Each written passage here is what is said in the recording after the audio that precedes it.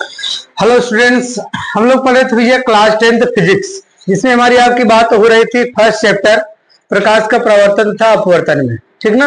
Reflection and reflection of light, जिसको English में बोलते हैं। तो उसमें हम लोग नेक्स्ट क्लास में कर लिए थे दर्पण में जो फोकस दूरी और वक्रता त्रिज्या होती है उसमें संबंध क्या होता है। यानी कि अगर बात करें तो यह बराबर r/2 प्रूव कर लिया था हम लोगों ने, ठीक। तो एक बार उसको क्विकली रिवाइज करते हैं, यानी कि जल्दी से रिवाइज करते हैं, फिर उसके बाद आगे बढ़ते हैं। जैसा कि आप सामने हेडिंग बना हुआ, आज हम लोग क्या पढ़ने वाले हैं। आज हम लोग पढ़ने वाले हैं जो गोलीय दर्पण है उसके द्वारा कैसे प्रतिबिंब खींचते हैं, चाहे वो उत्तल दर्पण हो चाहे अवतल दर्पण हो। एक बार 2 मिनट में रिवाइज करेंगे। हाँ, तो देखिएगा जैसे प्रूफ आपके सामने है, ठीक। इसमें क्या है कि जैसे अवतल दर्पण बना लिया है, एक प्रकाश किरण क्या आ रही है, मुख्य अक्ष के समांतर जा रही है और परावर्तन पश्चात मुख्य फोकस एफ से होकर जा रही है, ठीक। और यहाँ पर बिंदु ओ से एक हमने लाइन खींचा, ठीक। और ये ऐसे है जिस तरीके से जैसे प्रकाश किरण आ रही है तो इसको आपतित किरण बोलेंगे, परावर्तित होने के बाद जरा इसको परावर्तित किरण बोल देंगे। तो उस कंडीशन में आपतन कोण, ये परावर्तन कोण हो जाएगा। तो परावर्तन के नियम से ये दोनों कोण क्या होंगे, आपस में बराबर हो जाएंगे। आपतन कोण बराबर क्या होता है, परावर्तन कोण, परावर्तन के दूसरे नियम से। तो इसलिए कोण AOC बराबर कोण COF, यानी कोण AOC बराबर कोण COF, ये दोनों क्या हो गए, आपस में बराबर हो गए परावर्तन कोण से। फिर उसके बाद कोण AOC ये वाला और कोण OCF, यानी कि ये वाला और ये वाला दोनों भी बराबर है। क्यों? क्योंकि एक लाइन है, दो समांतर लाइन है और ऐसे खींचते तो ये वाला कोण एकांतर कोण से बराबर होता है, ठीक ना। तो इसलिए क्या होगा, ये वाला बराबर, जब ये दोनों आपस में बराबर है, ये इसके बराबर है, तो ये दोनों बराबर हो गए आपस में। समझे बात? जैसे मान लो ये 5 है, ये भी 5 है ऑलरेडी, ठीक। और बाद में ये भी दिखा लिए ये भी 5 है, तो ये दोनों भी 5 है, 5 तो है, तो ये दोनों भी तो बराबर हो गए। बात समझ आई कि नहीं? तो इसलिए क्या होगा, समीकरण 1 और 2 दोनों क्या कर दिए, कोण COF बराबर कोण OCF, यानी कि ये लेफ्ट हैंड बराबर है तो राइट हैंड भी बराबर होगा। क्यों लेफ्ट हैंड बराबर? क्योंकि AOC दोनों है तो बराबर हुआ, तो ये दोनों भी होंगे आपस में बराबर होंगे, तो ऐसा दिखा दिया। फिर उसके बाद कर रहे हैं त्रिभुज OCF, जो है त्रिभुज OCF, ये दो त्रिभुज है, ये वाला जो त्रिभुज है, इस त्रिभुज में क्या है, दो कोण आपस में बराबर हो गए। ये दोनों कोण आपस में बराबर हैं, जब बराबर हो गए तो इनके आमने सामने भुजा, यानी कि इस कोण के सामने भुजा, ये इस कोण के सामने भुजा, ये दोनों आपस में क्या होंगी, भुजाएं भी बराबर होगी। यानी कि CF बराबर OF, CCF और OCF दोनों क्या हो जाएंगी, भुजाएं बराबर हो जाएंगी। फिर कहे दर्पण का द्वारक छोटा कर दिया जाए। यदि दर्पण का द्वारक क्या हो, छोटा, दर्पण का द्वारक का मतलब जो इतना बड़ा है, तो लाइन यहाँ आ रही, मतलब हमारा कहने की है ये यहां जा रहा है, तो इस कंडीशन में क्या है, ये यहां पर आ रहा है ऐसे, और यहां पर P है, ये O है। फिर उस तरीके और छोटा कर देंगे, क्या और छोटा कर देंगे, तो यहां पर प्रकाश किरण जाएगी ये, ठीक, समझ रहे हैं। फिर उसको और छोटा कर देंगे तो ये ऐसे हो जाएगा, और छोटा कर देंगे तो ये प्रकाश किरण चलेगी और यहीं फिर रह जाएगी। तो ये जो यहाँ वाला पॉइंट है, यानी कि ये वाला पॉइंट दोनों क्या हो जाएंगे आपस में, एक ये वाला पॉइंट इसके नजदीक आ जाएगा, ठीक। तो जो दूरी यहां से यहां तक है वही दूरी यहां से यहां तक हो जाएगी, ठीक। जब दर्पण का द्वारक हो जाएगा, द्वारक छोटा हो जाएगा, तो वो क्या आ जाएगा, P के निकट, यानी कि O वाला बिंदु P के निकट आ जाएगा। तो ये दूरी क्या हो जाएगी, इस दूरी के बराबर हो जाएगी, जो ये थी वो ये हो जाएगी। तो OF बराबर क्या हो जाएगा, PF, क्या कहा लिखिए, OF बराबर PF, ठीक। अब यहाँ 3 और 4 में देखिए, यहाँ OF बराबर CF है, जहां यहाँ OF वहां क्या रख देंगे, उठा करके CF। तो क्या किया, यहाँ पर जहां OF था वहां पर OF बराबर CF ला कर रख दिए, समीकरण 5 बना दिए। फिर हम लिख सकते हैं कि P से C तक दूरी निकालना हो तो PF प्लस CF लिखना पड़ेगा, PF प्लस CF या FC लिखना पड़ेगा। तो PC बराबर P से C तक दूरी क्या आ जाएगी, PF प्लस CF, PC बराबर PF प्लस CF। तो यहां से हम लोग जानते हैं कि शांत रहिएगा, बात नहीं, PF क्या है, P से अब तक स्मॉल f है जानते हैं, लेकिन C से अब तक हमको कुछ नहीं पता। लेकिन ये पता है कि जो CF है वो किसके बराबर है, PF के। CF किसके बराबर, PF के। तो जहां पर क्या बोलते हैं CF, यहां पर क्या रख दिया, यहां से CF बराबर PF, तो PF को रख दिया। अब एक PF जुड़ जाएगा तो कितना हो जाएगा, 2PF हो जाएगा। ठीक, फिर उसके बाद अब PC बराबर हम लोग जानते हैं क्या, वक्रता त्रिज्या R, और PF बराबर स्मॉल f, तो PC के स्थान पर क्या किया, PC के स्थान पर R और PF के स्थान पर स्मॉल f, अब 2 आकर के इसे डिवाइड हुआ, R/2 बराबर f को इधर लिख लिया, f को इधर लिख लिया तो क्या हो गया, R/2 हो गया। f क्या है, फोकस दूरी, R क्या है, वक्रता त्रिज्या बटे 2, यानी कि फोकस दूरी क्या है, वक्रता त्रिज्या की आधी है। बात समझ में आई, किसी कोई दिक्कत नहीं होना चाहिए। चले आगे। इसमें जैसे मान लो कभी कभी आपको क्वेश्चन मिलेगा, क्वेश्चन हालांकि कराएंगे आगे, जैसे क्वेश्चन दे देता है कि किसी अवतल दर्पण की वक्रता त्रिज्या कितना है, वक्रता त्रिज्या डायरेक्टली लिखते हैं, वक्रता त्रिज्या दे दिया आपको 20 सेमी, -20 सेमी ऐसे दे दिया है। तब फोकस दूरी आपसे पूछ रहा है, क्या, फोकस दूरी, तो फोकस दूरी स्मॉल f ज्ञात करना है, फोकस दूरी बराबर क्वेश्चन मार्क। हम लोग जानते हैं फोकस दूरी बराबर f बराबर R/2, अभी भी प्रूफ किया है। तो f बराबर R का मान कितना, वक्रता त्रिज्या कितना है, -20/2, काट देंगे तो f बराबर कितना मिल जाएगा, -10 सेंटीमीटर। क्लियर सबको? इस तरीके से क्या होगा, क्वेश्चंस आगे हम लोग करने वाले हैं इस पर बेस्ड। किसी कोई दिक्कत हो तो बोल सकते हैं, नहीं ना? तो अब देखिए आगे, अब हमारा आपका टॉपिक क्या है आज का, गोली दर्पण द्वारा प्रतिबिंब का बनना। गोली दर्पण द्वारा प्रतिबिंब कैसे बनेगा, ये हमको आपको ध्यान देना है। इसमें कई कंडीशंस हैं। पहली बात तो 2 गोली दर्पण है, अवतल और उत्तल। तो अवतल के द्वारा पहले पढ़ेंगे कैसे बनेगा, किन किन कंडीशन में बनेगा, कहां पर बनेगा, छोटा बनेगा या बड़ा बनेगा, आभासी बनेगा, वास्तविक बनेगा, क्योंकि प्रतिबिंब 2 प्रकार का होता है, आभासी वास्तविक दोनों, पता है ना? तो ये चेक करेंगे कब आभासी बनेगा, कब वास्तविक बनेगा, फिर चेक करेंगे कब छोटा बन रहा है, कब बड़ा बन रहा है, ये ध्यान देना है सभी चीजें, और कहां पर बन रहा है ये सभी चीजें ध्यान देना है। फिर उत्तल दर्पण में देखेंगे, उत्तल दर्पण में कब कब संभव है हमको प्रतिबिंब बनाना, वो बनाएंगे। ठीक, तो इस तरीके से जो है फिर आगे हमारी आपकी बात बढ़ेगी। तो सबसे पहले हेडिंग बनाना है सामने, अवतल दर्पण द्वारा प्रतिबिंब का बनना। इसमें कई कंडीशंस हैं, इसमें कई कंडीशंस हैं, एक एक करके पढ़ेंगे। जैसे कि नंबर 1 है क्या, जब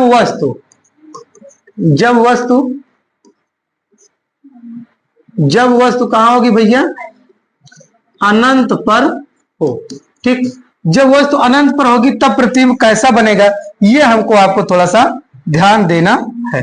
ठीक, जब वस्तु अनंत पर होती है तो ध्यान दीजिएगा, ये अवतल दर्पण बना लिए, पहले अवतल दर्पण द्वारा पढ़ रहे हैं क्योंकि हेडिंग बनी अवतल दर्पण द्वारा प्रतिबिंब का बनना। तो वस्तु अनंत में होने का मतलब है कि काफी दूर, कहां, बहुत ज्यादा दूर। ठीक, यहां पर कहीं फोकस होगा, यहां पर कहीं क्या हो जाएगी, वक्रता केंद्र C हो जाएगा, और यहां कहीं पर क्या है, वस्तु रखी दर्पण से बहुत दूर, ये बीच में क्या है, बहुत दूरी पर है। ये नहीं सोचो कि ये यहीं पर गोला है और एक बगल में रखा, बहुत दूर, अनंत। अनंत मतलब आप समझ रहे होंगे, अनंत का मतलब आप लोग समझ रहे होंगे। तो यहां से प्रकाश किरणें चलती हैं, पहली कंडीशन है जब वस्तु कहां है, अनंत पर है, तो पहली प्रकाश किरण चलेगी मुख्य अक्ष के समांतर। कैसे चलेगी, मुख्य अक्ष के समांतर। थोड़ा सा इसको और बढ़ा लेते हैं। पहली प्रकाश किरण कहां चली, मुख्य अक्ष, एक सेकंड, पहली प्रकाश किरण कहां चलेगी, मुख्य फोकस से। ठीक, मुख्य फोकस से चलेगी, तो मुख्य फोकस से जाने वाली प्रकाश किरण क्या होती है, परावर्तन के पश्चात मुख्य अक्ष के समांतर। दूसरा नियम प्रतिबिंब खींचने का, दूसरा नियम पढ़ाया है ना। पहला नियम है समांतर चलेगी तो मुख्य फोकस से होकर जाएगी, दूसरा नियम है मुख्य फोकस से होकर जाएगी तो समांतर हो जाएगी। क्लियर? फिर उसके बाद एक प्रकाश किरण और चलेगी, वक्रता केंद्र से जाएगी, तो वक्रता केंद्र जाने वाली प्रकाश किरण परावर्तन के पश्चात पुनः उसी मार्ग पर वापस लौट जाती है। किसी कोई दिक्कत बताओ, खींच लोगे ना? तो ध्यान देना भैया, जब भी अगर अनंत दूरी पर होगा, कहां, अनंत दूरी पर अगर वस्तु रखी गई है, कहां पर भैया, अनंत दूरी पर वस्तु रखी गई, तो उसका प्रतिबिंब कहां बनेगा, जहां पर ये काटेगा। कहां पर कट रहा है, यहां पर। ये कहां पर है, मुख्य फोकस यहां पर। ठीक, वस्तु अनंत पर होगी तो प्रतिबिंब कहां बनेगा, मुख्य फोकस यहां पर बनेगा। ध्यान समझ लीजिएगा। और हम इसको क्या कह दे रहे हैं, ए बी कह दे रहे हैं। ठीक, तो ये प्रतिबिंब है इसका, तो ए डैश बी डैश। और ध्यान दीजिएगा ये कट रहा है नीचे, तो कहां बनेगा, ये ऐसा है, बनेगा उल्टा। कैसा है, उल्टा। भाई जाहिर सी बात है, यही जो है मुख्य अक्ष है, तो नीचे बन रहा है यानी उल्टा बन रहा है, ऊपर बनेगा तो सीधा बन रहा है। ठीक, क्योंकि वस्तु सीधी रखी है ना। और ध्यान देना हमेशा वस्तु क्या होती है, दर्पण के सामने ही रखी जाती है, दर्पण के सामने रखिए। तो पहली कंडीशन ध्यान समझिएगा, पहली कंडीशन है जब वस्तु अनंत दूरी पर रखी होती है तो उसमें से एक प्रकाश किरण चलती है, ठीक, जो मुख्य फोकस से होकर जाती है, प्रवर्तन पश्चात मुख्य अक्ष के समांतर हो जाती है। दूसरी प्रकाश किरण चलती है वस्तु से जो वक्रता केंद्र से होकर जाती है और प्रवर्तन पश्चात उसी मार्ग पर पुनः लौट जाती है। ये दोनों किरणें एक दूसरे को कहां काट रही हैं, बिंदु ए डैश पर। जहां काट रहे हैं उसको बिंदु क्या कर दिए, ए डैश। जहां पर वस्तु का ए डैश बी डैश प्रतिबिंब प्राप्त होता है, वस्तु ए बी है, प्रतिबिंब ए डैश बी डैश प्राप्त हुआ। लेकिन कैसा बना, ये सीधा है तो उल्टा। और क्या इतना जितना बड़ा उतना ही बड़ा बना है, नहीं, छोटा बना है। कैसा बना भैया, छोटा बना हुआ है और दर्पण के सामने बना है। तो यही कंडीशन है इसमें। अगर दिक्कत हो आप बोलिए, बताओ, समझ में आ रहा है कि नहीं, समझ में आ रहा है। ध्यान देखो, लिख रहे हैं तो और आपको समझ में आएगा। ठीक, इसमें देखो बहुत लंबी कहानी नहीं लिखेंगे, ये नहीं लिखेंगे। देखो इसको समझने का दो तरीका है। पहला तरीका आपको बताते हैं फिर से, कि हम ये कहेंगे माना एक दर्पण है जिसका द्वारक M1 M2 है, ठीक, जिसका ध्रुव P, वक्रता केंद्र C, मुख्य फोकस F है, ठीक, जिसके सामने अनंत दूरी पर एक वस्तु AB रखी है, ठीक, एक वस्तु AB रखी है, जहां से दो प्रकाश किरणें समांतर चलती हैं, जिसमें से पहली किरण मुख्य फोकस F से होकर जाती है, प्रवर्तन पश्चात मुख्य अक्ष के समांतर हो जाती है। दूसरी प्रकाश किरण वक्रता केंद्र C से जाती है और पुनः उसी मार्ग पर वापस लौट जाती है। ये दोनों किरणें परावर्तन के बाद, परावर्तन बाद मतलब ऐसे गई प्रवर्तित हो गई, ये भी ऐसे गई प्रवर्तित हुई, तो परावर्तन बाद एक दूसरे को बिंदु ए डैश पर काटती हैं। कहां पर काटती हैं, ए डैश पर काटती हैं, जहां पर वस्तु ए बी का उल्टा वस्तु से छोटा और दर्पण के सामने वास्तविक प्रतिबिंब प्राप्त होता है। ठीक, एक तरीका यह है। दूसरा तरीका सिंपल सा है कि जब वस्तु अनंत दूरी पर रखी होती है तो उसका प्रतिबिंब दर्पण के सामने मुख्य फोकस F पर वास्तविक उल्टा तथा वस्तु से छोटा प्रतिबिंब प्राप्त होता है। तो ये शॉर्ट वाला ज्यादा बेटर होता, लॉन्ग वाला बहुत मतलब कुछ नहीं है। तो क्या लिखेंगे, ध्यान देखिएगा,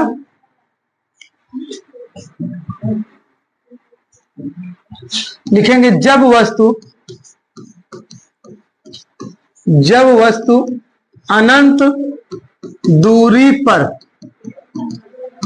स्थित हो, कहां हो, अनंत दूरी पर स्थित हो, तब उसका प्रतिबिंब कहां बनेगा, दर्पण के सामने, दर्पण के सामने उल्टा वस्तु से छोटा तथा वास्तविक। कभी भी अगर उल्टा प्रतिबिंब बन रहा है तो हम क्या बोलेंगे, वास्तविक। ध्यान दीजिएगा, वास्तविक प्रतिबिंब कहां पर, मुख्य फोकस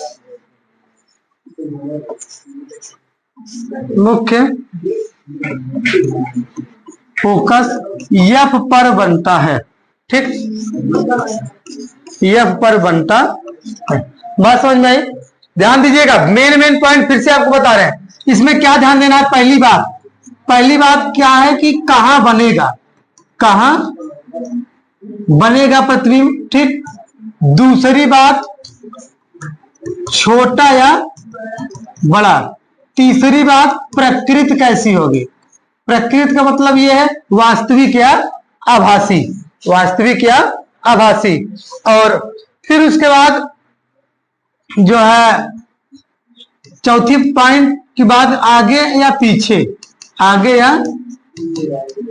पीछे। ठीक, तो ये 4 पॉइंट हर कंडीशन में आपको ध्यान देना है। सभी इसमें लिखा है। पहला पॉइंट क्या, कहां बनेगा, दर्पण के सामने। ठीक, कहां बनना है, दर्पण के सामने बन रहा है ना, तो इसका आंसर क्या होगा, सामने। छोटा या बड़ा, तो छोटा। ठीक, और फिर प्रकृत क्या है, वास्तविक। ठीक, फिर उसके बाद आगे या पीछे, एक सेकंड, ये कहां बनेगा, ये कंडीशन होगी कहां, एक सेकंड,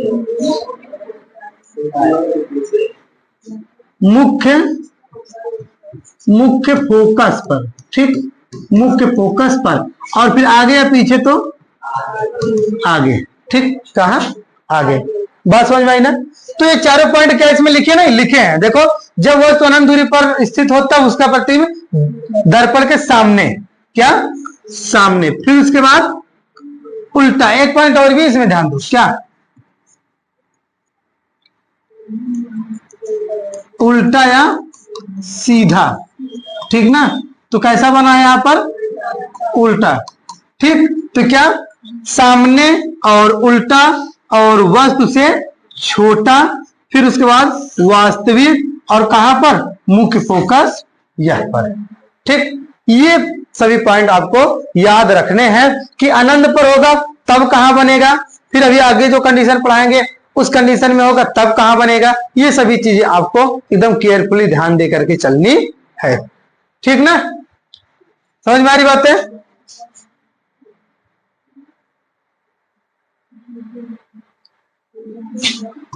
तो अब देखिएगा दूसरी कंडीशन। पहली कंडीशन तो हम लोगों ने सीख लिया, दूसरी कंडीशन नंबर 2।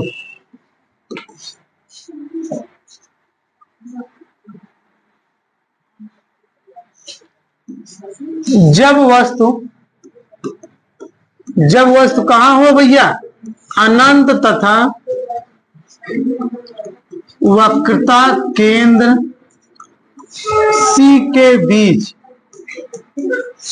अनंत तथा वक्रता केंद्र C के बीच। ठीक, तो अब ध्यान दो, इधर देखो, अभी कहा था ये अनंत दूरी पर, लेकिन अब अनंत पर नहीं है, अनंत और C के बीच में आया, फिर वक्रता केंद्र पर आएगा, फिर बीच में आएगा, फिर यहाँ पर आ जाएगा। ऐसे ऐसे क्या होगा, वस्तु नजदीक रखी जाएगी। हर कंडीशन में प्रतिबिंब कहां बन रहा है ये चेक किया जा रहा है। पहली कंडीशन चेक किया गया जब वस्तु को अनंत पर रखे, फिर उसके बाद और नजदीक लाएंगे तब चेक करेंगे, फिर और नजदीक लाएंगे तब चेक करेंगे। हर कंडीशन में चेक करना है कि प्रतिबिंब कहां पर बनेगा, पर आपको याद भी रखना है। ठीक, तो देखो,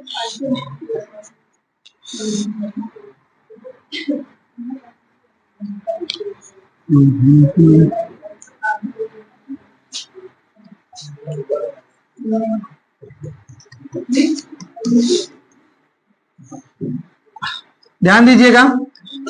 अब यहां पर कहीं क्या है, वस्तु रखी गई है। ठीक, तो पहली प्रकाश किरण क्या होगी, मुख्य अक्ष के समांतर चली और परावर्तन पश्चात मुख्य फोकस F से होकर गई। परावर्तन पश्चात कहां से गई, मुख्य फोकस F से गई। दूसरी प्रकाश किरण वक्रता केंद्र C से होकर के जाएगी और परावर्तन पश्चात क्या होगी, उसी मार्ग पर पुनः लौट जाएगी। और अब जहां पर ये कट करेगा क्या होगा, जहां पर ये कट करेगा, कहां पर कट कर रहा है, यहीं पर तो कट कर रहा है ना, यही पॉइंट है जहां पर ये परावर्तन के पश्चात कट कर रही है। यहां भी ये कट, काहे बात कर रहे हो भाई, पहली प्रकाश किरण समांतर चली, परावर्तित होकर मुख्य फोकस F से गई, क्लियर है ना। दूसरी प्रकाश किरण वक्रता केंद्र C से गई, उसी मार्ग पर पुनः लौट गई। ये दोनों किरणों परावर्तन पश्चात कहां काट रही, यहां पर काट रही। इस बिंदु को क्या कह दे रहे हैं, A डैश, और ये क्या हो गया, B डैश, और ये A है, ये B है। तो अब देखिए ध्यान से, अगर हम पांचों पॉइंट ध्यान दें हम लोग, तो क्या है, पहली पॉइंट क्या, कहां बन रहा है, सामने बन रहा है। दूसरा पॉइंट कहां, C और F के बीच, C तथा F के बीच बन रहा है। ठीक, तीसरा पॉइंट उल्टा बन रहा है, क्या बन रहा है, उल्टा।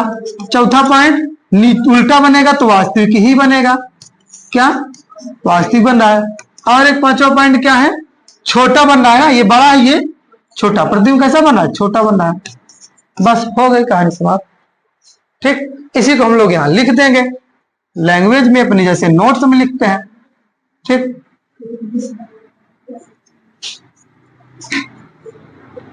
तो क्या लिखेंगे, जब वस्तु, कहा हो, जब वस्तु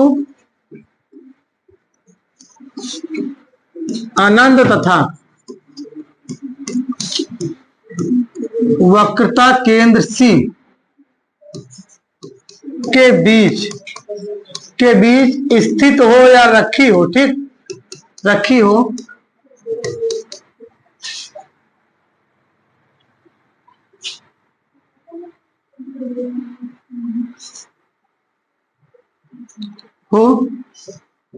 तो उसका प्रतिबिंब कहां बनेगा,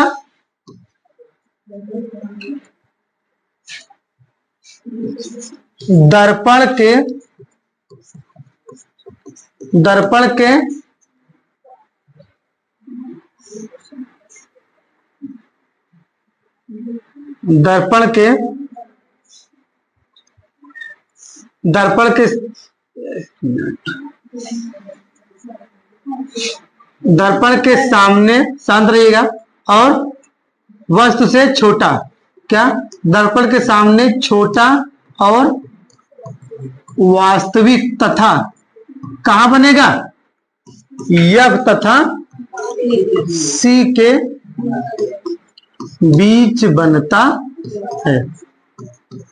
ठीक, बताइए किसी भी स्टूडेंट किसी प्रकार की समस्या। कंडीशन क्या है, जब वस्तु क्या वस्तु कहां रखी रहेगी, C और अनंत, दूर पर ये C है और कहीं दूर अनंत है, तो अनंत और C के बीच कहीं पर भी रख दी जाए, आगे पीछे थोड़ा रहेगा, दोनों पॉइंट के बीच में ही।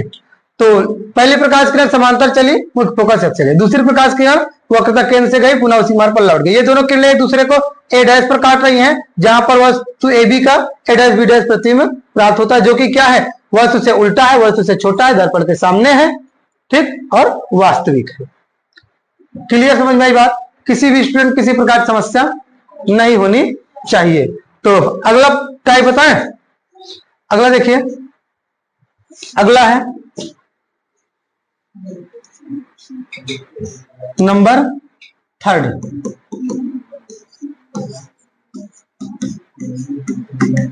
जब वस्तु कहां हो, वक्रता केंद्र C पर हो, कहां हो भैया, वक्रता केंद्र C पर हो। तो अब देखिए धीरे धीरे वस्तु कहां आ रही है, नजदीक आ रही है। ध्यान देखो, नजदीक आ रही मतलब आ नहीं रही अपने आप, हम लोग धीरे धीरे नजदीक ला करके अब देख रहे हैं। पहले अनंत पर चेक किए तो कहां बना, फिर और नजदीक लाएंगे तब कहां बनेगा, और नजदीक लाएंगे तब कहां बनेगा, ये ध्यान देना है। तो आपको एक गेस नहीं लग रहा है कि जो है, इसमें ध्यान दो, अनंत पर था, बहुत दूर तो F पर बना, फिर उसके बाद जो है ध्यान दो, नजदीक आया तो F और C के बीच बना। अब C पर आएगा तो प्रतिबिंब क्या होगा, उधर जाएगा, इधर आएगा ना, चाहे C पर आए तो C पर ही बन जाए। ठीक, तो देखते हैं क्या C पर बनता है।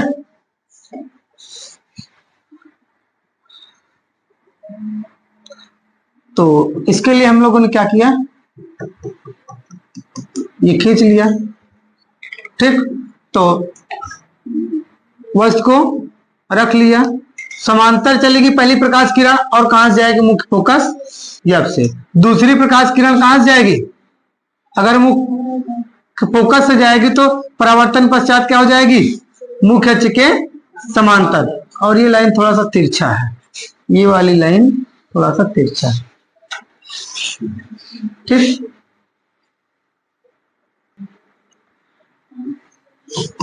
ठीक, अब ध्यान देखिए, बात नहीं, बिल्कुल ध्यान से समझिएगा। यहां पर कहां पर रखे हैं, वक्रता केंद्र C पर रखे हैं। पहली प्रकाश किरण मुख्य अक्ष के समांतर चली और परावर्तन पश्चात मुख्य फोकस F से होकर चली गई। दूसरी प्रकाश किरण मुख्य फोकस F से गई और परावर्तन पश्चात क्या हो गई, मुख्य अक्ष के समांतर, यही चली ना, और परावर्तन पश्चात क्या हो गया, मुख्य अक्ष के समांतर। और ये वस्तु A भी था, ठीक, और इसका प्रतिबिंब क्या बन गया, C पर रखा था, C पर ही बन गया है, और जस्ट उल्टा A डैश B डैश। तो कंडीशन सेटिस्फाइड अगर करें तो सामने ही बन रहा है, ठीक ना। और उसके बाद कहां पर बन रहा है, सी पर बन रहा है, और फिर उसके बाद क्या, उल्टा बन रहा है, ठीक ना। और फिर उसके बाद वास्तविक बन रहा है, उल्टा बनेगा तो वास्तविक बनेगा ही, और फिर उसके बाद बराबर बन रहा है। क्या बन रहा है भैया, बराबर। जितना बड़ा ये उतने बड़ा ये भी है, ठीक। वो हमारे आपके खींचने में थोड़ा बहुत कम ज्यादा भले ही हो जाए, लेकिन जब आप स्केल से खींचेंगे तो एक्यूरेट पूरी जो है आपको मिलेगी, ठीक। समझ में आ रही बात। तो अब कंडीशन मिली कि नहीं, सब कुछ समझ में आया कि नहीं। कहां बना, सामने बना, और कहां बना, सी पर बना, और उल्टा बना, वास्तविक बना, और बराबर बना। तो अगर इसमें लिखेंगे लैंग्वेज में, तो लैंग्वेज में क्या लिखा जाएगा, वही जो लिखते हैं, क्या लिखा जाएगा, जब वस्तु कहां हो, वक्रता केंद्र सी पर हो, तो उसका प्रतिबिंब क्या होता है, दर्पण के सामने वास्तविक, फिर उसके बाद उल्टा, ठीक। और वस्तु के बराबर तथा कहां बनेगा, वक्रता केंद्र सी पर ही बनेगा,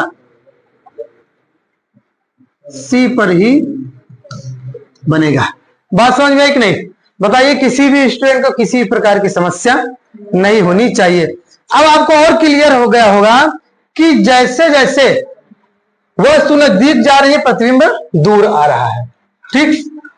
इसमें देखो और नजदीक है और दूर है, इसमें और नजदीक है तो वस्तु और दूर जा रही है दर्पण से, अब और नजदीक जाएगी वस्तु तो प्रतिबिंब और दूर जाएगा, फिर और नजदीक जाएगी तो और दूर जाएगा। इस तरीके से टोटली जो है 6 कंडीशन है अवतल दर्पण द्वारा प्रतिबिंब बनने के। तो हम लोग भैया आज इतना ही कर रहे हैं, और फिर मिलेंगे जो है नेक्स्ट क्लास में, जहां पर अगले 3 और जो है उत्तल दर्पण का जो है वो भी अगले ही क्लास में खत्म कर लेंगे। तो बस आज के लिए इतना काफी है, फिर मिलेंगे नेक्स्ट क्लास में। तब तक के लिए जुड़े रहें लक्ष्य अकेडमी के साथ। जय हिंद, जय भारत।